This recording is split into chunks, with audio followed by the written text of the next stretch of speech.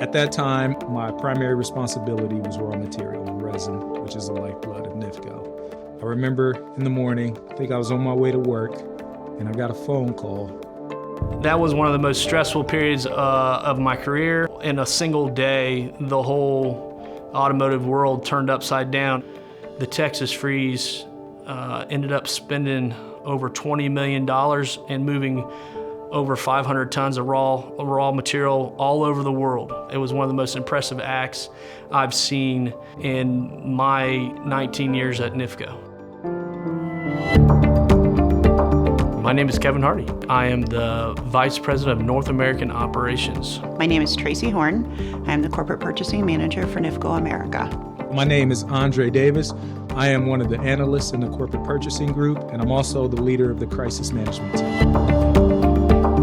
We had a very, very, very bad winter that year, and a facility that produces the majority of our POM material had several pipes freeze in their plant.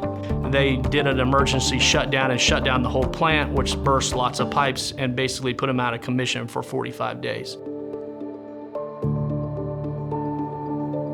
The infamous Texas freeze, it was huge. I mean, yeah. The first thing was panic, because we weren't sure what the outcome was going to be. You know, if we wouldn't have been able to get the resin, basically all of our customers would have been shut down. It would have been every single customer, because every single customer uses this resin. Because not only does it impact your business and the OEM's business, but all of the other parts suppliers as well. I knew what the potential impact could be, but the way my mind works, I immediately thought about things that we could do to try to mitigate the risk.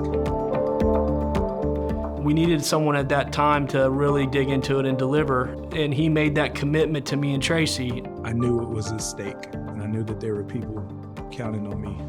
We just began to reach out to every contact in every corner of the globe. I exhausted my entire network to find raw material. We looked for resin all over the world. You had someone like Andre on the phone with Tracy's support, calling Japan at all hours of the night, calling Europe, India, Asia, you name it, we called it. We air freighted material from China, from Malaysia, from Japan. He worked very well with the design group to find alternative materials and was able to find that material in the marketplace. This went on for, I know, probably 6 months. Andre spent hours upon hours calculating what we needed and how to get it there and coordinating the cost. And we had the support from Nifco Japan. We had the support of the other Nifco branches, including the UK, Spain, all these different places in the world to help us move resin. I don't think people will understand the achievement that was made with regards to how much material was moved. So by him keeping our lines running, he actually kept all of our other customers running. We supplied to the tier 1s on time, we supplied to tier 2s on time, and we supplied to the OEM on time.